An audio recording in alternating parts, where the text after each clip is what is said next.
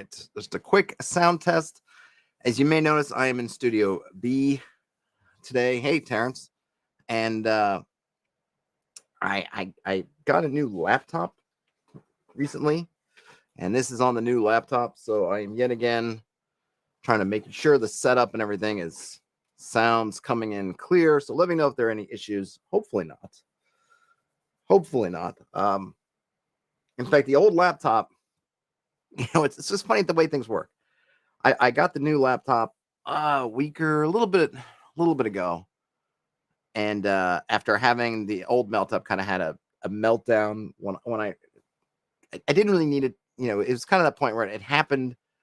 I think I went through this and I had to do all kinds of stuff, and I kind of reset it. But I thought, I can't count on the laptop anymore. Now I can get away without the laptop when I'm at home, and generally for most of my things, I can, if I don't have the laptop, I can do some stuff on the iPad.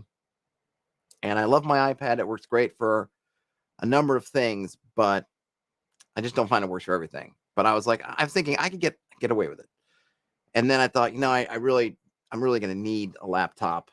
Maybe not now, but I was starting to kind of look around for what kind of cheaper laptops that could do the kind of things I want to do, which is at some points do some video editing and things. So I can't go with I wish I was just writing or doing kind of, web sort of things. Cause then I could go with a lot slimmer, trimmer laptop. But I know that if I go to a PAX or something, I'm going to want to maybe do some video editing or do some things on the go that you can do it on the iPad a bit. But I've found that even my iPad, which is, has an M1, whatever, it's an iPad Pro with kind of M1 thing. It's a little, you can do it, but it's a little bit janky on there. And certainly I was like, I need something. So I found one, bought it, and kind of just had it. And I actually I've been thinking man, did I make a mistake getting the laptop now and not waiting? Because I brought the old laptop. I had it here at Studio B, and I had it today, and it was, I doing my regular work and doing stuff. I'm like, oh, this is working great. And I'm really looking at man, I brought the other laptop here thinking I might have to use it. And now it's well, I guess maybe I don't need it. Maybe this is a mistake. Could I even still return this? Something I'm feeling, and then as if on cue, I step out of the room, I come back, and the laptop is just shutting down. And I thought, no, this is why I had to invest in a new laptop. Because it was I literally was getting ready to do the stream probably a half an hour ago, and and I thought well, is it too hot? What's going on? And I thought, I just can't count on it. It's unreliable. And I was just doing, and I think probably if I didn't have multiple monitors, which I kind of like to do, and even though it used to be, when I got it, it wasn't top of the line, but it's a gaming laptop. It has an NVIDIA graphics chip in there, not just the onboard kind of stuff. And so I have it running a couple of screens, which maybe is too much, but I always I have the laptop screen turned off. So it's only running 2 screens, not 3. I'm not running them at crazy resolutions, and I'm not doing anything super intensive, especially now where I don't have any of the kind of big, heavy duty stuff. And literally all I had going on was a couple of browser windows kind of thing. But something happened and it overheated and it shut down on me. And I was like, well, nope, this is why I needed to have the new laptop, because I just can't rely on it if I'm out and about, or I'm here and I'm not near my other computer. I can't go home and just doing things on the laptop. Or doing things on the iPad. I probably could stream on the iPad, but I have no idea what that would look like. Certainly can't do anything really much more. So it took me about 20-25 minutes to get just a matter of plugging everything in, drivers for a few things. I have a Zoom, the videos up here. I have it's actually really overkill for me. I'm not sure. I figure at the time, I don't know if I had higher aspirations, but I have a Zoom L8 up here, which does the audio really good. And it's a few years old now, but it's just solid and dependable. But it's way overkill for my needs, really. But, I got to get a driver for that and do stuff and kind of get things situated. All right. So all that, that's just been the kind of day it is so far. But hopefully all you folks out there are doing good. so I wanted to, I don't know if I'm going to do this as a regular, but I thought there were a few things that came up this week that were just sort of interesting. And so I thought maybe we could just kind of go through it a little bit. And then I got some work stuff to do in terms of, I've been way behind on doing my community prompt this week. I apologize, but I actually have dice up here so I can roll some dice, come up with a prompt. And then I want to maybe work, depending on how long we go. I'm not sure. Everyone's, it's one of those things that in my other life feels like everyone's kind of taken off early for the weekend. So, when the cat's away, the role playing people will work on their games. So we'll see where things takes us. And I just starting on this screen, if you haven't seen Do Anything D6, it's this kind of system right now. It's very rough that I put out. I did a stream on it, but I thought, oh, why not? I'll start today somewhere. So what I really wanted to actually probably start with, oh, you know what? This is what I forgot to put up here. Yes, now I remember what I'm doing. So I'll just pull up the page for it. Nope. So if you recall, if you saw that stream, if you didn't, then here's I looked at Tannic earlier by Amanda P. Terrence says, Bruce is away. Yep, Bruce is in the other house. Bruce is holding down Studio A. With the cats. So we will bring the cats up here, but we try to do it. The cats, they don't love to be moved around. It's a pain, getting them in the crate and then all that stuff. And so we don't tend to bring them unless we're going to be for a substantial period of time.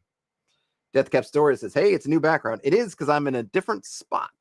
I'm in the sometimes used Studio B. Sapphire Ridge never gets notified when I stream. Oh, well, there's a bell thingy. I don't know if you clicked it off by accident or you want to click it on. I don't usually do that kind of part. I know it's one of those things that, as YouTubers are supposed to do. Click on the bell to be notified. That's all I know. Other than that, maybe other settings have changed or YouTube has changed things. Not sure. Yep. So I'm in Studio B, which is in the country. I mean, it's not really. It's country. It's the country in terms of from New York City, but I'm in. I'm in town, as it were.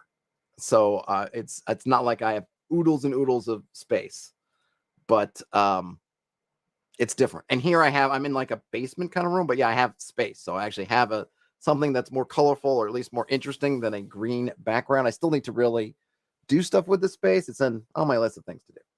All right. So Tannic. We looked at Tannic earlier in the week, and I remember we talked about some things. It's got a kind of a whimsical tone to it, which I kind of appreciate. It's a little bit different. Had a nice comment someone posted on the video how they ran this with. It seemed like younger gamers, not necessarily younger like little kids, but just young adults maybe, and they really enjoyed it. Well, as I do, a video will go live or we'll do a stream, and then I'll usually post some place and then drop it. I got to try to get some attention on the videos somehow, I guess. Until you folks start doing it for me. I wonder I wonder when that will happen. And I don't mean to prompt anybody, but I was jealous when I see like Matt Colville when he's putting out more videos, and then someone would just go into the Reddit places and just drop like new Colville video dropped. And like, I'm like, wow, these guys, he didn't even have to do it. Other people will do that stuff, the ugly work of saying I'm trying to bring attention to yourself for them. In any case, someone posted back and posted their review.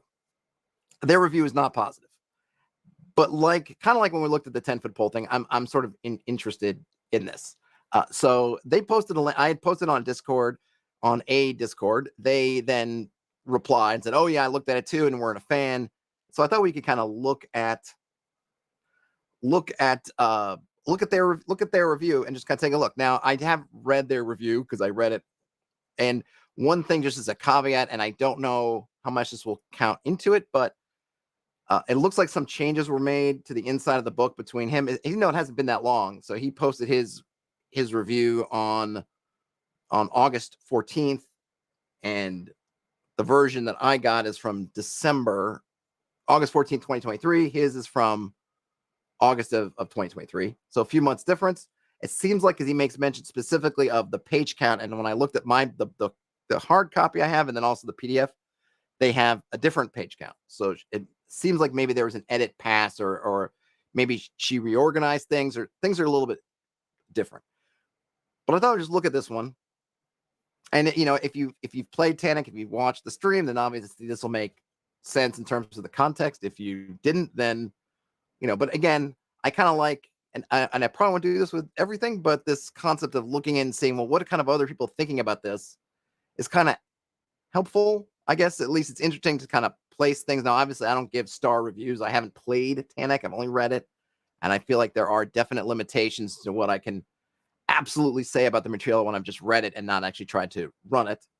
And I don't know if they make that same statement here, so I don't know. But let's read his review, and then we can kind of discuss. Okay, so he calls this series called Crapshoot Monday. This free thing I found on itch.io, and this one is for Tannic. And he does the same thing. He makes the same kind of statement. Well, he says a forest crawl, and then he asterisks it, and then really says it's a hex map in a mini dungeon. Yeah, I'm not sure why she calls it a point crawl, because to me it doesn't fit a point crawl, and it's not a bad thing. Whatever. I mean, I love hex crawls. I have nothing against point crawls, but it doesn't feel like a point crawl to me. But that's how she called it. Maybe if I have a chance, I'll ask her why if there was a reason why she considered it a point crawl over a hex crawl. All right, here we go. I didn't set out to find the precise opposite of last week's adventure, but boy, howdy, did I find it. Tannic is a 36-page, and he has an exclamation mark there, digest adventure where the PCs are presumably charmed by the twee little village of Tannic into finding 3 lost teens located in a 6-room dungeon, quote-unquote, 10 hours away on a teeny hex crawl map that's getting called a point crawl. I don't remember if the dungeon is 6 rooms precisely. I suppose... I think I have this already. Don't I have it? I'll have to look to see if I've got it downloaded on this particular computer. Let's see. So where was I? Okay.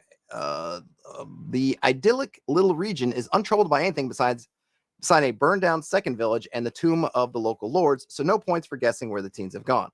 The adventure has a ton of very detailed filler, including festival games, relationships of villagers to 2 of the missing teens. Nobody loved the other one, parenthetically. And what feels like 100 pages of Forestry Service plant pictures. There's certainly plenty of specific names. This thing claims to be good for a single session or 2 if the players are particularly inefficient. Deathcap Stories wants to know what's the difference between the 2 terms, between point crawl and hex crawl. Deathcap Stories, is that what you're asking? Let me know. I'll come back to that if it is.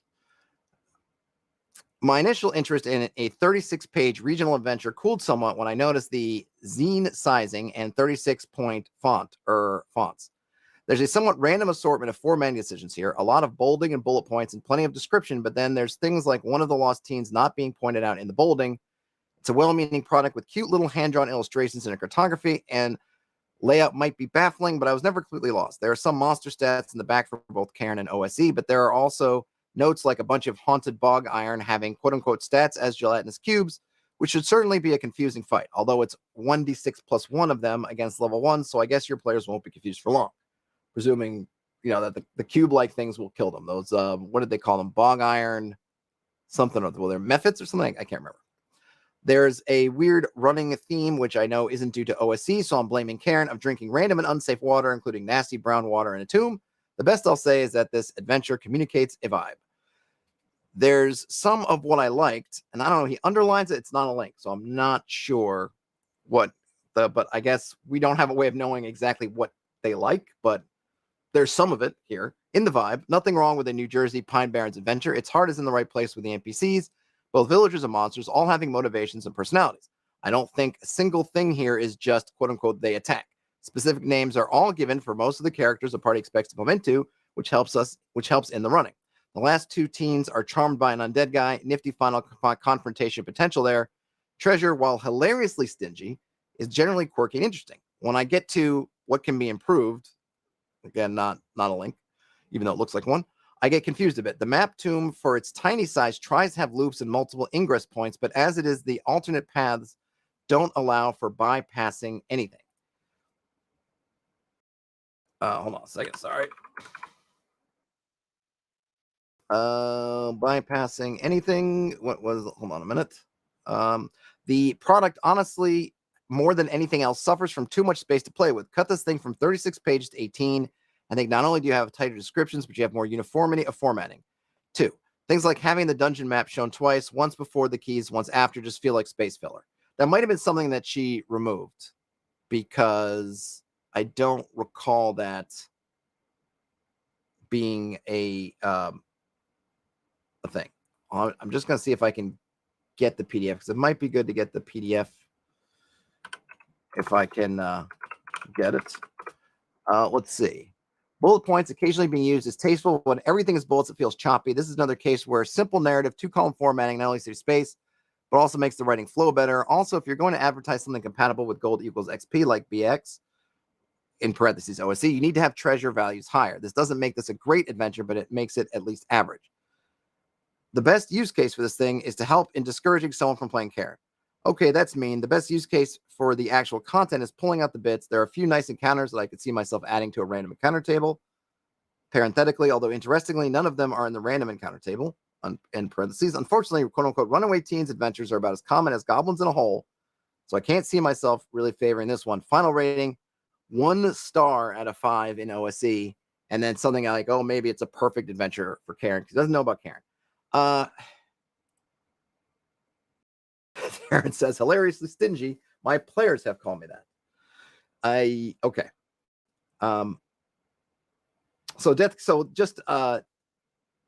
Death Cap story, before we get into, I guess, wants to know about, point crawl and hex map plus mini dungeon, as the post says. I wouldn't say it's splitting hairs, no, because a point crawl is kind of, you're going from location to location, let's say on a road. You're not really dealing with the concept of getting lost in terms of ending up in a place you don't expect. Usually in a point crawl, when you get lost, it just means you've gone slower. So in a point crawl, and I'm trying to see if I can get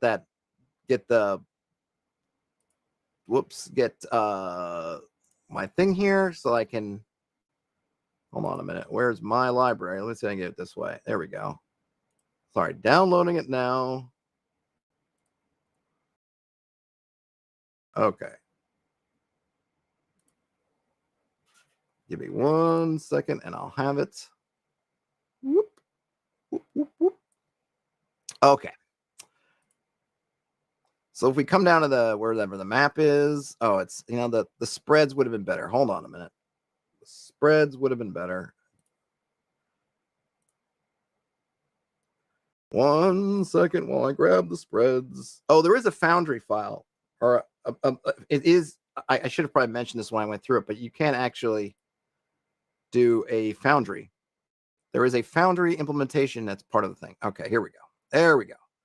All right, so if it was a point crawl, what I would expect is there to be basically lines between these various places. Maybe even in order that you go here, here, here, here, or some kind of like, here, here. You have these empty hexes. You don't need these in a point crawl. These would either be something that would just happen on the road. Any encounter, you might say, oh, within each of these lines, these point crawl, these segments, if you will, on the point crawl, you're going to encounter something. And then if you kind of get lost, you don't get off of the proverbial track. It's really just a matter of, is it slow? Is it fast? Kind of thing. Did it take you longer? Did it not take you longer? In a hex crawl, you have this, it is very small, but you imagine maybe you're in this area here. You could potentially, you have the freedom to go in any of these empty hexes, really, and kind of muck around in there. Whereas on a point crawl, you're sort of going to be on a more or less line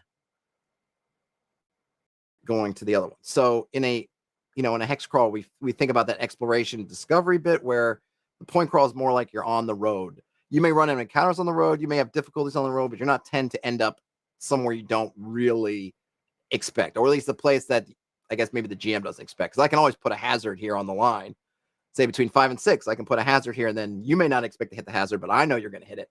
But you're not going to end up kind of wandering out here. So the hex crawl kind of has that vibe of sort of, oh, we're going to be really sort of exploring and finding it. Whereas you can, and yes, you can simulate that with a point crawl, but just in terms of the kind of meta, you're on the road, right? The road, whether the party sees it or not, or whether you see it or not. And so I usually I prefer point crawls when you don't really want to deal with that concept of real exploration, which is you're really choosing directions and going and really playing that out, versus you may be having some interludes or whatnot, but you were getting from 5 to 6. Is kind of the best way that I could put it. They're both useful. I think you can use them at the same time. You can overlay them. If there was a road, there literally was a trail that took you kind of through here, you could totally have that. And then the party could stay on the trail, in which case you'd be on that point crawl, or they could diverge off the trail and you could be in kind of a more of a hex crawly situation. So it's an interesting review, right? And I'm always interested in it because frankly, I often feel like I'm at odds with some folks, at least maybe from a certain school. I think maybe even often my sort of fellow grognardy types in terms of what we feel about these things. Because when I read this, I thought, like, there's not much I agree with. The only thing I might agree with is the water part. Because yes, it is interesting. And yes, I think unless your party is just like, I'm just going to go drink some water because, or they make the connection that we need to deal with undead and this water will help us, I can't see how they would drink the water. And then that's why I kept referring to a mechanic that says either force you to drink the water because you just don't have any other resources. And I was even thinking about things you could do was put it in the food and stuff so that you could amp this up a little bit more. But I feel like that the tone is just kind of light and low tension, kind of low stakes. And I think that's fine. Like, I know, like I was thinking always ways like, oh, you could ramp up the stakes like this and ramp it up like that. But then I thought, well, you don't have to do that. I mean, that's fine. We don't always have to have everything to be super, super intense all the time. And certainly if you're playing with a younger audience or you're trying to make a nice kind of easy sort of thing to slide into, I think something like this, that's kind of like, hey, get used to the world. And yeah, for right now, it is kind of low stakes. And yes, you are just rescuing Johnny from a well. And that's fine. It's good. It doesn't have to be everything horrible all the time. Dungeon Master Masterclass, it says it's not my favorite adventure, but it gave me several ideas I wrote down to use later, so better than most. Let's see. Death Camp Stories also says on something smaller like this, you think it fits the linear vibe of a point crawl. I think it's going to be either way, right? I think what works here. So here's why I like the hex crawl for this: is some kids got lost in the woods. And so now the party has to go explore those same woods, and there's that feeling of running into stuff.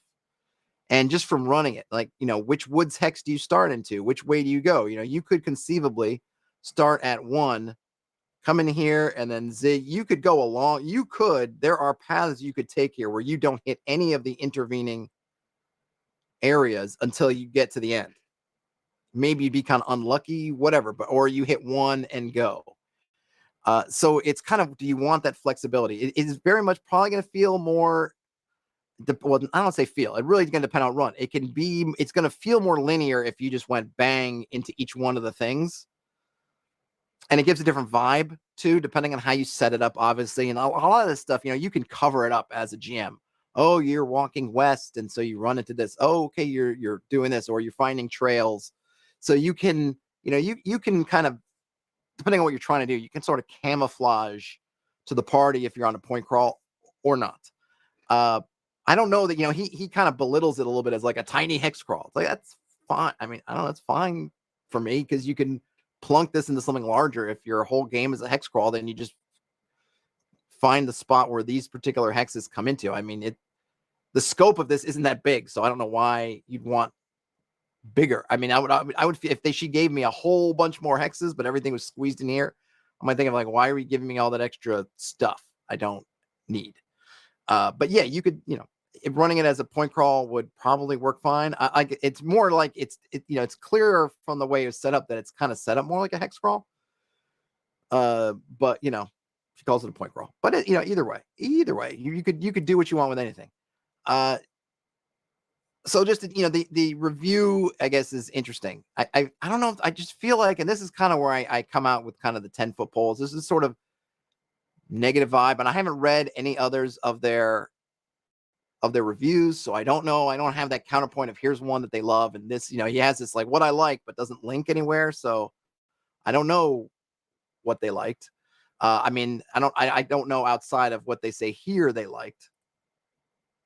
And I think and this, maybe it's because I'm getting older. I don't know. Maybe the layout was vastly. I have a feeling the layout probably wasn't vastly different in the version you looked at. Maybe it was been trimmed down and edited, but I have a feeling it's not like she vastly changed its layout. But I can't say, so I'm not gonna posit one way or the other. I find this layout very nice. And something that struck me is this thing with like the page count. It's 36 pages. They shrunk this down to 18 pages.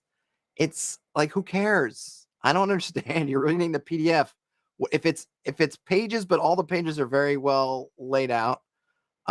What is the deal? Oh, maybe this is the 2 versions of the map he's talking about. I don't know. I don't find this a big deal either. Oh, there's 2 versions of the map. I don't know. It's, it's not quite 6 rooms. Granted, it's not. I mean, I guess it's 6 rooms if you count it like this. I suppose if you count the A, B, C, D, whatever. It's a small dungeon. Sure, 6 rooms, right? Not a big deal. I don't understand this thing with like the page count. Like, oh, it's 18 pages. It would be great, but it's 36 pages. Ho, ho, ho.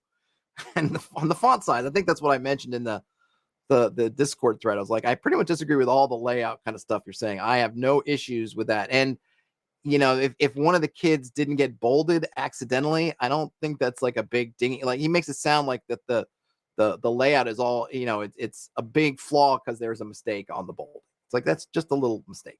But it seems like too that I wonder if it's just a what is this person read kind of thing, because clearly Amanda P is following the kind of OSE, I guess Gavin Norman kind of style for things, which is lots of lists and things. And that's fair. I mean, lists aren't always appropriate for everything, and it's great to have different things and they'll like it. But he makes it seem like it's her weird random choice, which I guess if he's never read any of that stuff, maybe he feels like it is her weird random choice, as opposed to, I guess, a trend in the design. But anyway, I thought it was an interesting review because it definitely, it's a reason, like me or anybody else, like, look at different points of views. Because if you were more on that line of thinking, then you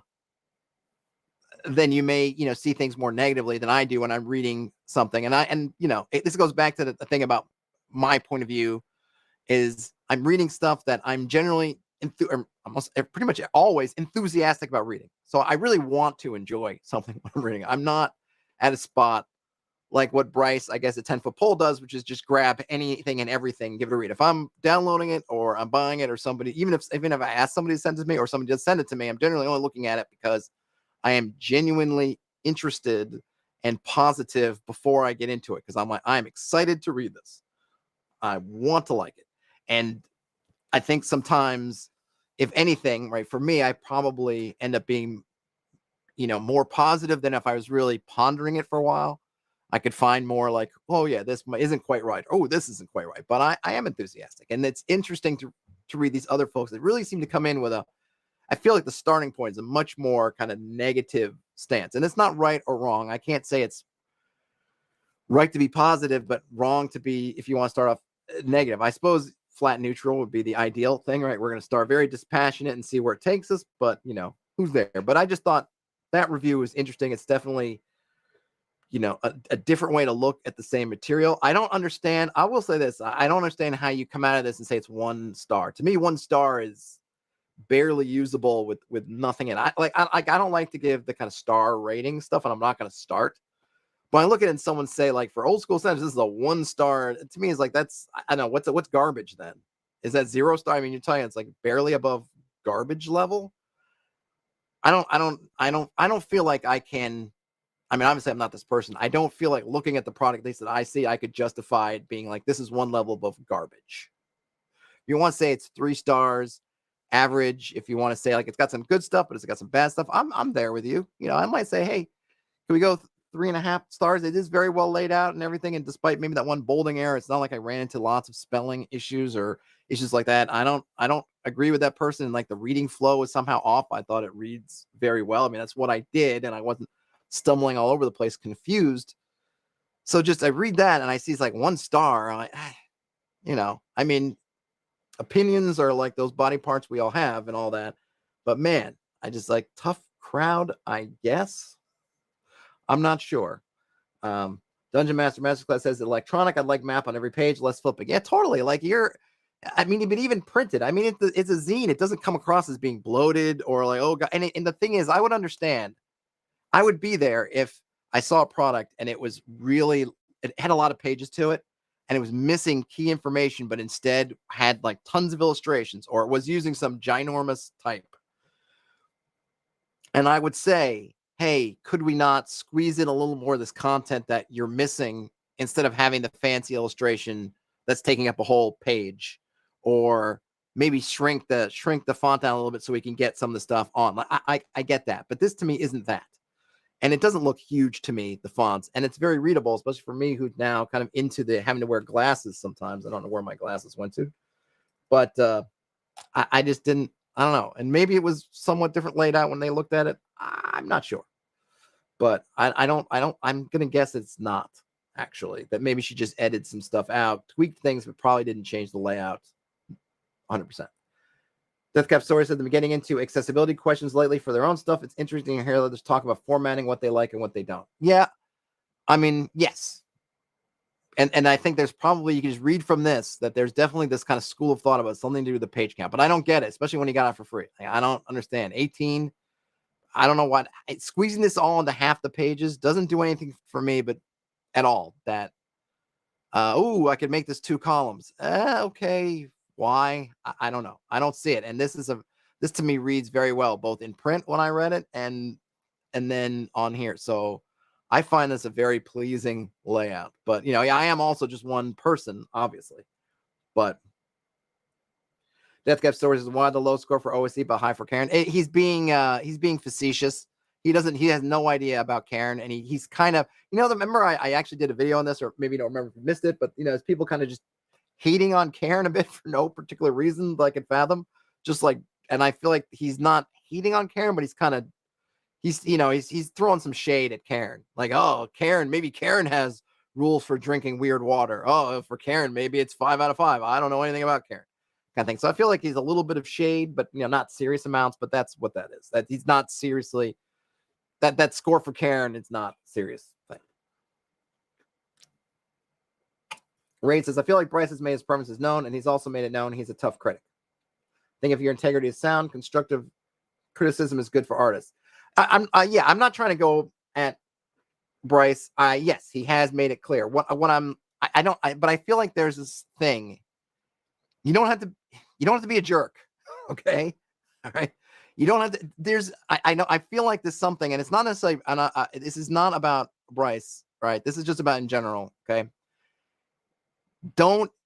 So being negative and being constructively critical are not one and the same. They're not. So I don't want to hear, oh, this guy is being really harsh, but it's being, you know, it's constructive criticism. When I had a little interaction with Bryce on Discord, and I would love to have more, I invited him to come on the stream, but he kind of just dropped me. Not dropped me, but he never responded. So he's probably not interested. Okay. He said something where he said, like, well, it's either this or they're crapping in my mouth. And he used the worst word. I'm trying to be friendly for YouTube. Okay. Saying like this is like crapping in my mouth is not constructive criticism. It's not. There's not even a critique in there. And someone saying, you know, oh, I don't know about this, whatever, is not constructive criticism. I would even say that when saying like, oh, 18 pages is great, 36 pages is bad, is not constructive criticism either, because there's nothing actionable there. It's like, so you're not telling me why. Tell me why, right? Just saying like, well, maybe Karen has rules for drinking water weird, but this one, you know, whatever. It's like, that's not okay. I'm totally on board with yes. Just assuming that the party's just going to drink weird, dirty water, probably not the best assumption. So, you know, you might say, yes, that's a critique, right? Assuming the party's going to drink water, this water they don't have to, is a critique. But just being negative, just being is not equal to constructive criticism. And if you've ever been in a creative writing class or any kind of class where you have to demonstrate your work to your classmates, whether it's on stage or in writing or anything, there's always that part where someone will present their work and then the group will come around, you know, go around and do it. And there's kind of and I'm not saying he has to do this. He's under no obligation to do this, by the way. Okay. I'm not saying that this is what his review should be. But what I'm saying is, don't confuse just the fact that you're being negative with somehow you're being constructive criticism, and therefore defending someone being kind of jerky because we're saying that being jerky means being constructively critical, because it doesn't. It can be. Some people do give great advice just in a really kind of harsh way, but they're not like, oh, that's what it is, so it's protected. And look, folks are under no obligation to do that. You want to be jerky or sarcastic, or go for it. I've done that plenty of times in my in my life, as people who know me well know. So I am certainly like, go forth, but it is not like you can't just defend it like, well, they're being constructively critical. No, they might be, but just the fact that they're being negative does not make it so.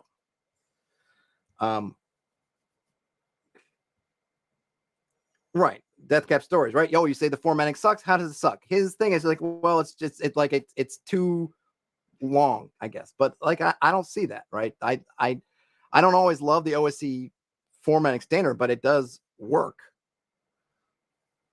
Raid LC says, I guess I'm just used to being in art college and going through critique. Yeah, but I don't think in your art class, I don't think, Raid, please tell me truly, right? Did someone in your thing look at your work, whatever it was, and say, like, this is like crapping in my mouth? Maybe they did. Maybe I'm not saying about holding back, but I think if your classmates were out and out just being jerks to you, and I guess that's how it comes across a lot of times in like Hollywood stuff. Like, I've been lots of creating writing courses and poetry courses and things like that, and I never had folks come out like that. And maybe I just was in more kinder, gentler courses, and some people were in the art equivalent of boot camp, and they were just like throwing all the stuff. But I would have to see it really to believe it, or otherwise think like, man, you just went to a harsh school. I just,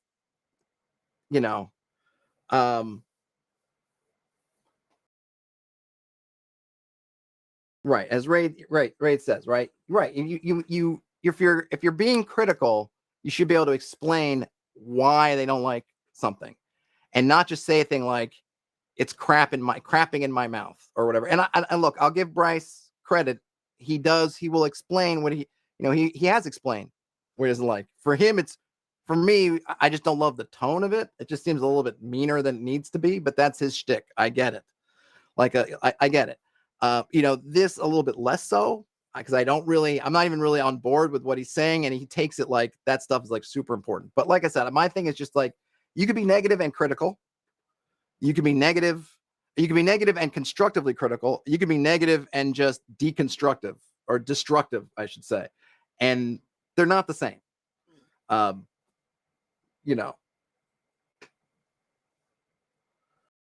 Them Lasu says, when I went to art school for graphic design, critical without explanation is crap. Critical with reasons is useful. Absolutely. And like I said, it's not his job, right? I'm not trying to say that Cold Light Press, his job is to do that. It's not.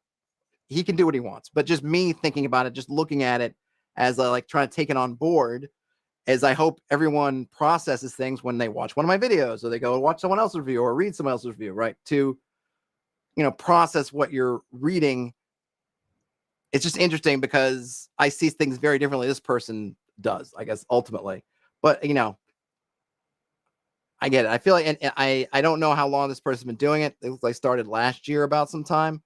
And, it's one of those things that I read this and I think to myself, especially knowing the material, I just think like, wow, I'm probably not going to read more of this because I just don't see what this person sees, or I just see things very differently. But, I thought it was interesting because we just read it, and then I was shared this review, so I thought it'd be good to look at it. But yes, ultimately, don't just read one thing. If you can, read multiple things, or unless you have a really good sense. Once you get into it, like people with Bryce, they understand where he's coming from and they get it, so that they can make their decision from that. And I assume the same thing with me. If you've watched a bunch of my things, you'll probably get the kind of things that I tend to to watch, and then you could say like, oh yeah, we're on the same wavelength, or like, oh yeah, he's off base, or I just don't like what he likes, yada yada yada.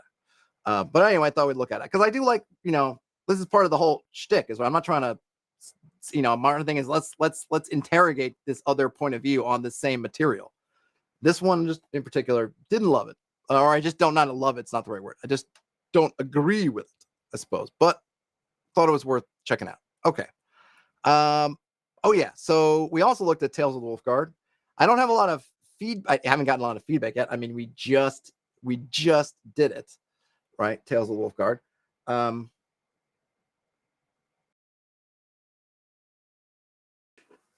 Yeah, Raid talking more about, I guess, Bryce. I mean, look, his reviews are very thorough. Like I said, I have nothing against his reviews. The only thing with him, I think when I look at the content of Bryce's reviews, I think I agree with them. he's just a bit harsher than I would be, and he just is a bit meaner. I mean, and here's the thing, like just behind, let me take you behind the screen a little bit. I mean, people didn't really call me this, but I was always known to be very critical. Like, and I could go the similar to Bryce route on things, or cold light press. I could do that. It is well within me. I've done it many a time in my personal life. However, one of the things that I've been conscious when I've been doing this is to not do that, especially because a lot of what I'm looking at are things, by other small people, and I'm really just enthusiastic about the hobby, and I want to be positive. I don't want to just be like down in it. I could do that. I really could. Maybe I should go and well, I already have kind of mustache and beard. I don't know what the like the anti the sort of like what were they like the alternate dimension evil version of myself. I could put on like something else or a funny hat, something, and do that. I could do that. I don't. And I just maybe I just feel like in this space there's just too much kind of negativity, and when I feel like people just kind of whipping out the negative, and especially when there's not a ton behind it, I just why do you do that? Like giving Tannic 1 star, like for real, 1 star. This isn't Hasbro putting it out. We're like, oh, they're just half-assing another D&D product to earn your money. Like that's not what that is. And it just seems to me just kind of almost cruel in a sense, just mean-spirited. I don't know what a 1-star adventure looks like, but I'm pretty sure it's not Tannic. I'm going to do my heel turn at WrestleMania. I'm going to run in with a steel chair.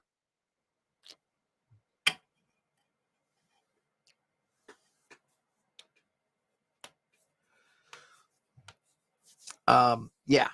Anyhow. Now, Tales from the Wolfguard. We looked at, and I liked it. Obviously, I've seen that already, and thanks very much, Laurie. Some folks have been using the drive-through link and have bought it. Something that Dan, the RPG geek, who I don't think he comes on the streams, but he comments fairly often on on videos in general, sort of crystallized for me the thing that maybe I was trying to get at with, at least partially, with the barbarian thing. And that's that you're by just, and I don't want to just like go like another, I could probably go a long time talking about my dislike of the barbarian term, but I think the thing is here that I felt like stuck with me overnight was that what he missed by doing that, by just kind of boiling it down to barbarian, is really missed an opportunity to do some interesting world building, because he did come up with some really interesting elves. They kind of live in this cold climate, which is something that already, in terms of, and I'm sure there are some worlds that people have built, it's not a unique idea to have kind of elves of different habitats, but he's got these mountainous, I don't know if you want to call them ice, snow, whatever, kind of Arctic elves. They don't have the really long lifespans. They're not super high-minded and almost, I don't even know what the word is, that you always have that they're kind of above it all.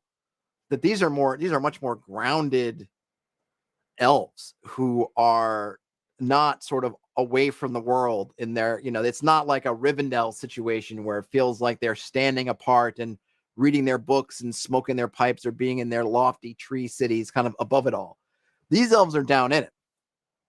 And they're very grounded and earthy, and they have that limited lifespan. They don't have that big advantage that elves have always had with, just being super long lived and being able to therefore be another reason to kind of be above it all, or to whatever. Like, these are some really interesting things, but then just by shortcutting it, or not even just, you just kind of, by just throwing that barbarian label on there, he's just given up this opportunity to just drill down in there. Like, give them a name. Like I want, the thing is, like, if as a mini setting, this is kind of set up, right? We saw this from the very beginning.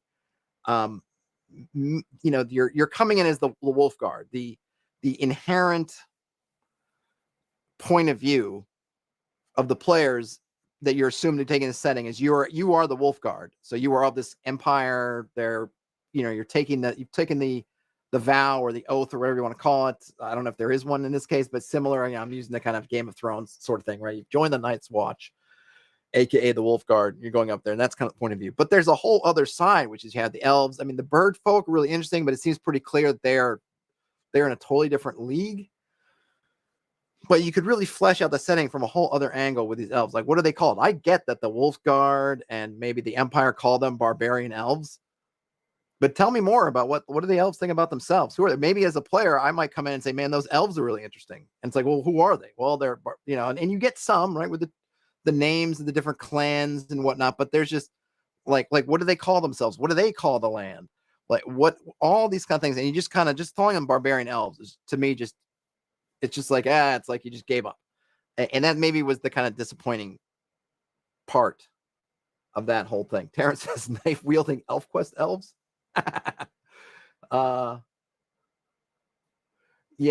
That could definitely be I forgot about ElfQuest. Yeah, ElfQuest definitely had the kind of right sort of, they were, yeah, because they were like running around with long knives, and weren't they wearing animal furs also in ElfQuest? Am I misremembering what ElfQuest elves look like? What were the ElfQuest elves? I need the older. Where's the older ones? Because I remember ElfQuest from back in the day. Yeah, that's kind of the ElfQuest I remember. Yes, he's got like a fur. That's a whole kind of thing going on there. But he's a friend of the wolf, but then he's also wearing. He's an interesting wolf situation. Mr. ElfQuest elf. I know. So it's funny here. We're talking about like differing points of views. One of the reviews here said, engaging adventure. I thought, like, hey, everybody's got their. I'm sorry, I don't know that I would call that adventure engaging. Assuming he's talking about they're talking about the small adventure in there, or if they're talking about the whole thing. Because I think you have some interesting things going on there, but I wouldn't call that adventure at the back of the book particularly engaging. Oh, Terrence says they rode wolves. Okay, so maybe the wolves died, and that's when they deferred them for their fur cloaks, or the what would you even call that? Is that a vest? What are we calling that? Is that a vest? Because this one looks like it's got to be a vest, right? Presuming you could button it or attach it in the front. It's not just it's not right. It's not two fur rings. There is a backing here. It looks like, assume this goes around. It's been a long time since I looked at ElfQuest. Fabulous first issue. I think I might have had this comic at some point. Did they ever? They must have made a role-playing game out of this, didn't they? They must have.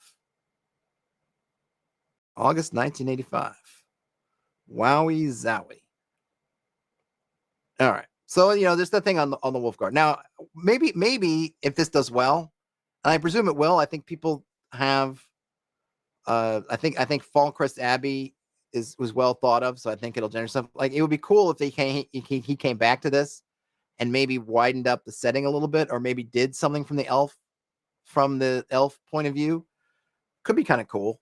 And interesting things, like, I'd like to know, like, how do they, I mean, there's a little bit on how the clans interact, but I'd like to know more. Like, what's their history like? What is their, like I said, what is their name for their own people? Do they think of themselves as totally different, and so there is no common name that they call all of themselves, even to differentiate them from the Imperials? What do they call this land? Are there any things that they want?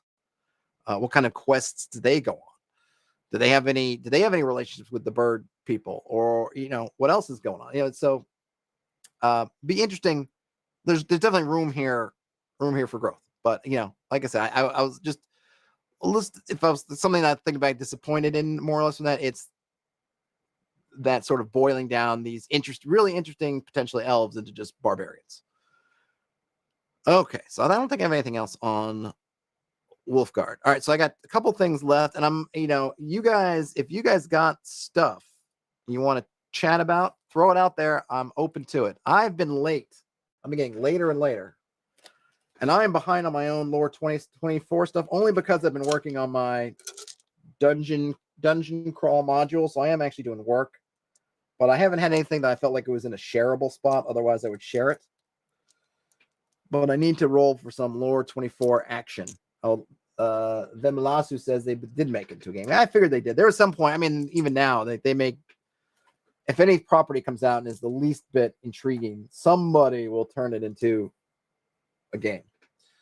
All right, so this one, I only have blue dice up here, and both my dice. So I don't know, how do you do that? How do people do that? I guess I'll just have to roll one at a time, so I don't have a color to differentiate these two. So here's the 10s. I can get a lot of 6s. 65. Sear, medium. Oh, you know what? I'm doing this in the wrong order. All right. I'll roll these again. So I only have to roll one for this one because I need a category. I got 4. So event. I need to, where's my, hold on a minute. Let me go to, yeah.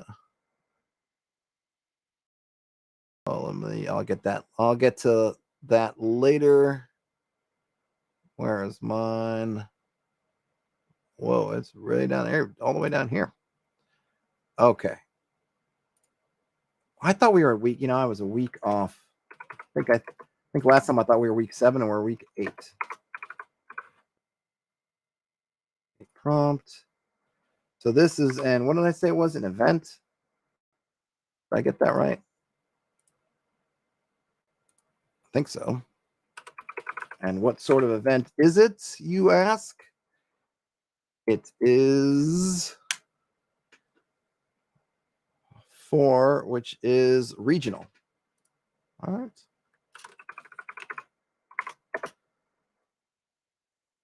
Raid, I haven't paid any, I've been so trying to get my own stuff worked on, including my really old that I need to, my really behind zine quest that I'm trying to finish myself. So I have not paid any attention this year. So if somebody knows some good stuff, let me know. I'm always late to the party and that stuff anyway. And, like I missed Shadow Dark when it first came out. I was totally like, what is this thing? So I'm the last person to ask. But if you hear about anything good, or anybody, if you got some good ones, or you've done any yourself, feel free to share. And, I'd be happy. I guess I'm not at a spot yet where, I have to figure out how I can get more kind of community sort of things to look at on the channel. Because I really like to spotlight folks who are, sort of in our little group here. But no one's got anything. All right. So the subject is the government. That'll be interesting. So we got governments. Number 1, color 13. I did obsidian already. Let me get a different color. Try to mix it up. 46 is what? Azure. Did I do Azure before? Did I do Azure? I mean, let's see. Roseate, steel, emerald, sable, bone, oxwood, obsidian. Nope. Oops. Azure, you're good. You're good, Azure. And then 31 is what? Victorious. All right, this will be interesting. Oops. I love when things kind of make sense. All right, so we have our prompt. It's an event, a regional event that has to do with the government, color, tone, whatever, azure, and maybe a theme or meaning or however you want to, however it works for you, of victorious. But I'll copy that around later. Good. All right, that's done. Now, let me see. How am I doing on time?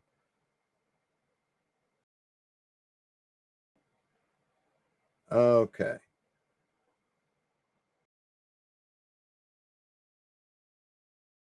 Doing okay. All right. So, what are you looking at here? I'm kind of been trying to do a bit of maybe I should put this over here. Do a bit of sort of what do we call a flow chart? it was funny because I've been working on this flow chart, and then K-Tray of D4 Caltrops posted on, I think on the OSR Discord, a wilderness flow chart, because I was going to do that too at some point. His is just for the generic kind of BX thing. I'm trying to do this more. Whoops. You might want to. Oh, what is that? I don't know what that is.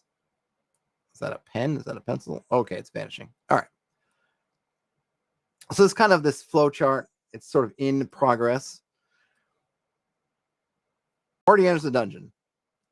And actually, I'm very new at kind of flow charting stuff, so I'm not super. I'm constantly looking up what the different symbols mean. I think this one's supposed to be kind of input, external input or output, and so I'm using kind of output. The rectangles are processes, diamonds are decisions or questions, and then I think these are also like inputs. So anyway, start with the party entering the dungeon. Okay. And then, and I also tried to split up about sort of what's player stuff and then what's your GM stuff. The colors are a bit bright and the green is kind of overwhelming. So, but I'm just trying to hash it out.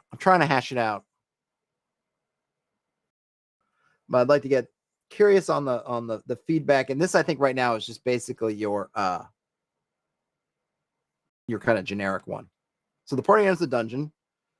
Step one, or that's kind of where you start, right? So, okay. So then referee GM stuff is in the green. You describe the current state of the party location. So in room 1, area 1, whatever, this is what's going on. Next, you're getting input from the party. The party takes an action. And then we get to our first. Now, this is right, the GM decision point, because this is from the GM's perspective, not the players, right? So the GM decision point is, okay, the party states they're going to do something. So then you as a GM have to decide, do we need to adjudicate this something or does it just happen? And I think the most obvious of does it just happen might just be moving. We move 30 feet or, unless there's something special, there's not even anything to do. It's then, okay, you're going to move 30 feet or 60 feet or 120 feet, whatever it is, as far as you can until the next thing, right? So that part, done.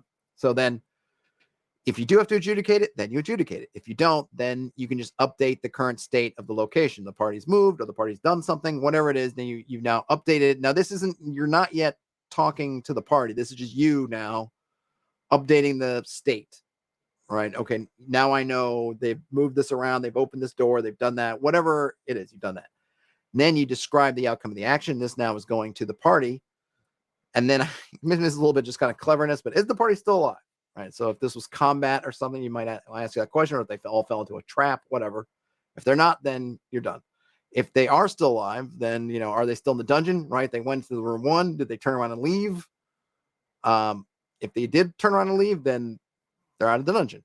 If assuming they're still in the dungeon, then we tick forward at least one dungeon turn. And I say at least one because depending on the action, it might be more than one turn. If you're searching a 10 foot by 10 foot area, that's one dungeon turn. But if you're searching, 30 foot by 30 foot, then you say it's 3 dungeon turns. However you want to work that out. So at least one. And I don't know whether I need to, if it would help to spell that out more in the workflow, or just kind of understanding. I guess it's like at this level, so you understand that at least one unit of time is passing. Then you check for resource depletion. That's your spells, torches, whatever.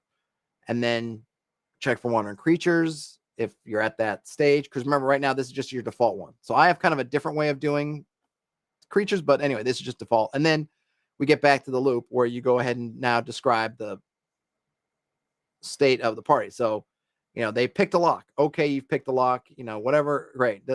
All right. And now, like, you pick the lock, the door opens, and here's what the situation looks like now. I mean, maybe this could probably, I wonder if I don't even need this step really. Maybe I could skip that step and just go straight to, is the party still alive? But what do we think about, does this seem like a reasonable, does it feel like this follow the processes that we're used to? Am I missing anything? Is there something I'm not thinking about? And Now, my use case for this is one, it's just good to help visualize things, but I was also thinking in the document itself to have something, because I think sometimes having these visualizations of when you're doing different things, and mine will get a little bit more complicated than this because I'm introducing, just sort of like I did with the kind of do anything D6, the kind of core rules. I'm introducing a few variables to use, and I'm sort of introducing the same thing here. But in terms of just your sort of generic, here's the flow. Does this feel right? Should I put in a little bit of, hey, if you go into combat, then you go into combat? What do you think? Anything? Is it good? Is it good as is?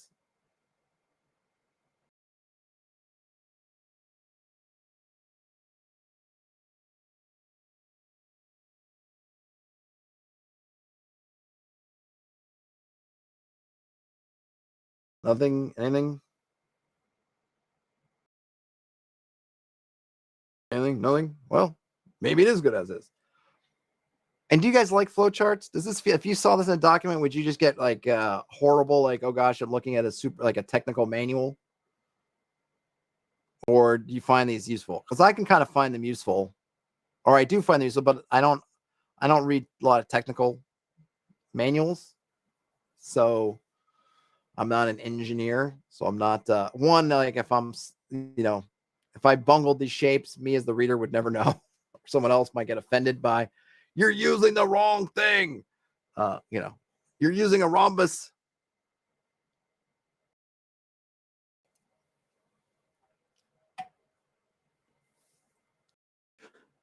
No worries, Raid. No worries. Flowcharts can be fine. Okay. Yeah, I think the next thing, and this is where I always go, is how granular in the flowchart to get. Because on the one hand, I feel like this does give you your really basic loop. So I think everything does work in here, right? You read the space. Hey, Jaded Jackalope, appreciate it. You go into a space, you describe the space, an action takes place, you update the state of the world. You action takes place, you figure out how that action, if you need to, however that action runs, you kind of update the state of the world, and then move your counters forward, or in this case, counter, basically just time. Check, hey, is your spell still going? Is the torch still lit? Is whatever? Okay, great. Then you come back around to, however the world state has changed. Now we communicate that to the players and go. Then Lasso says there's a flowchart for making characters in Traveler, 2nd edition. I believe it. I believe it completely. I could probably use flowcharts if I ever do Travel. Traveler's on my my bucket list to play. Either play or run. So I totally would.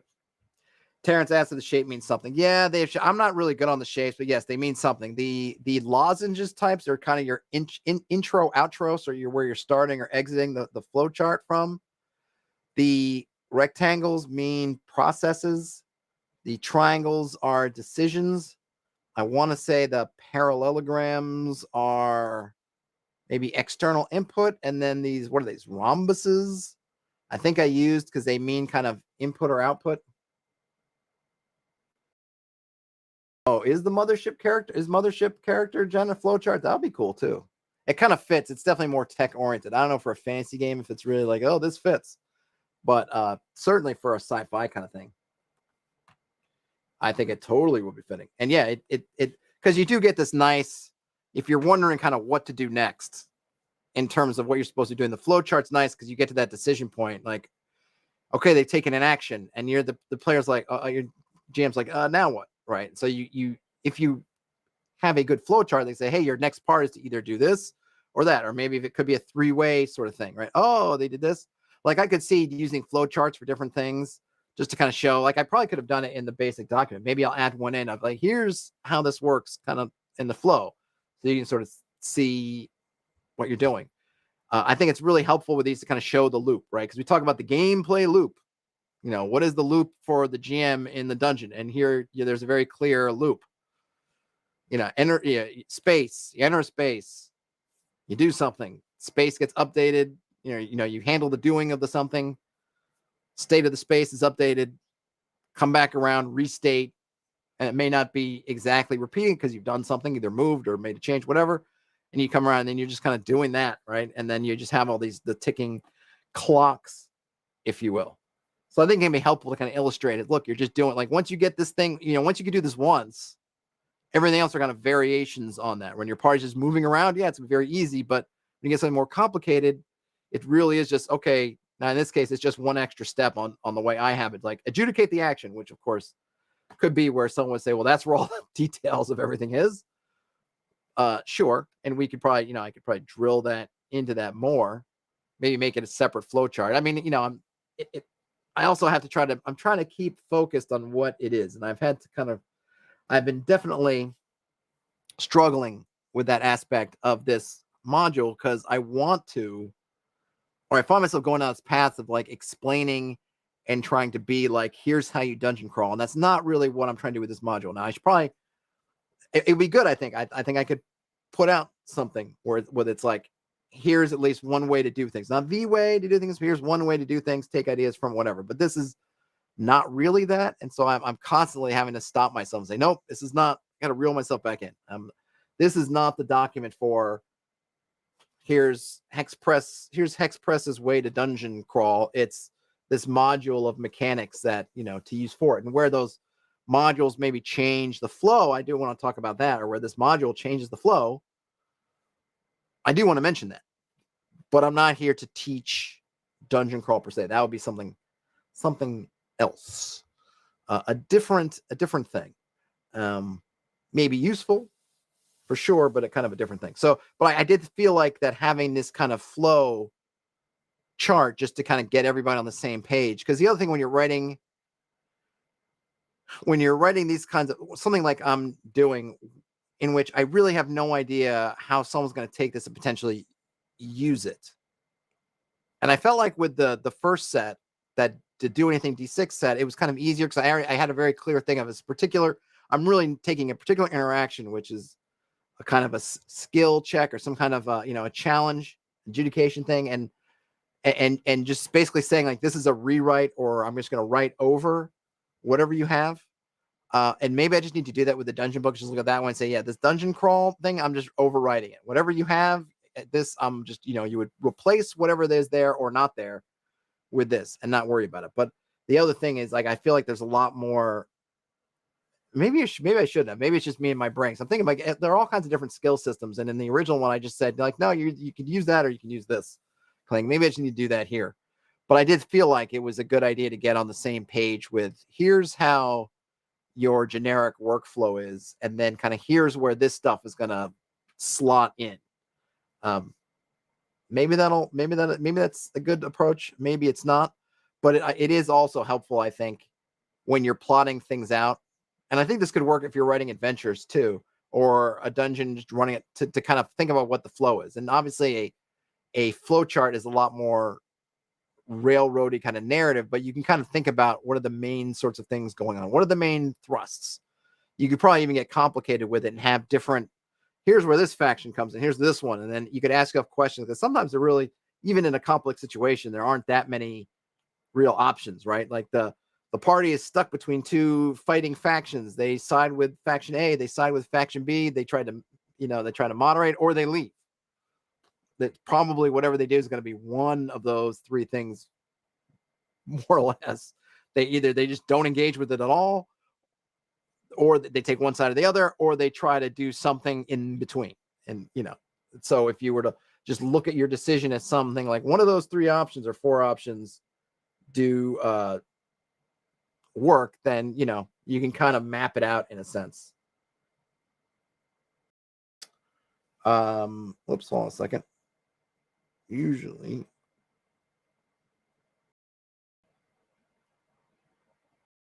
all right.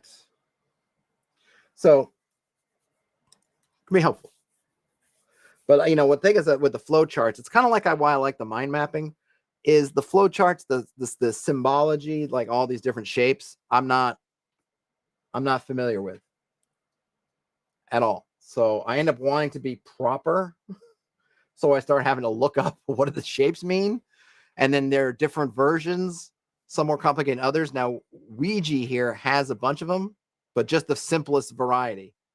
It doesn't have some of the more complicated ones that you see on some rundowns of flowcharts. So that's the other thing, is finding the right key for the shapes that also matches the shapes that I have. Because there are other ones where it shows a different kind of shape, and I'm thinking, nope, don't have that shape. So that one I can't use. But I've got the different arrows, and I got the diamonds, and I've got the squiggly thing, which is like a document, I think. Squiggly. Anyway, it's a bunch of stuff. But in terms of the general flow, I think this works. But I'm always afraid, am I missing something? But I don't think so. Right? You come in, you explain the space. You enter a room, whatever. Okay, then the GM waits for the party to take an action. That's this one here. Party takes that action. Oh, we huddle together and we say, we're going to search the room. Okay, then I decide, do I need to run this as a challenge, or do it any kind of way of adjudicating it, like rolling dice, or can I just say how much time, this much time is whatever. Oh, okay, I do need to run it because maybe there's a secret door or something else we need to figure out, or there's a trap, or there's orcs hiding under a blanket. All right, then we do that part. Otherwise, nope, we come. But either way, whether we adjudicate or not, we end up at the same space, which is now we've internally first, we're updating all our state of the world. And then, like I said, maybe I'll take this out because I feel like I have 2 describes I don't need. And then you basically just do some checks of, is the party alive? If they're not, then don't worry about it. Game over. So nothing really to describe. Or they're exiting the dungeon, or whatever. I could probably take this, move it around. Anyway, I feel like that's a pretty good. Maybe I don't even need this decision point. It was kind of me being a little bit jokey. Are they dead? Are they still alive? Are they still in the dungeon?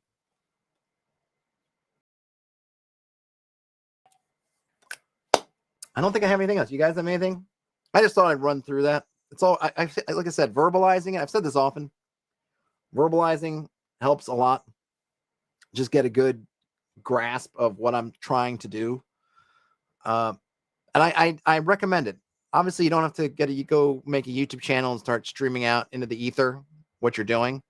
But it's a good, if you have friends who do this together, maybe not in your gaming group, if you're obviously making stuff to run. If you got some alternate, some folks on Reddit or Discord or forums or just in your life, it's good to just talk it through. Because even if they don't pick up anything, oftentimes I find that I pick up on something or realize I missed something or whatever, just through having to explain it. Or I can see where it doesn't explain well because I get the feeling that I'm not explaining it well. And I think, yeah, I probably should rethink that, because if I can't explain it, then probably need to at least either rework it or rethink it because it's too confusing or whatnot. A lot of that stuff you will get exposed. And definitely if you're writing stuff too, because I think that sometimes when people are writing things, particularly small, creators and whatnot, single person shops, just read out loud what you've written.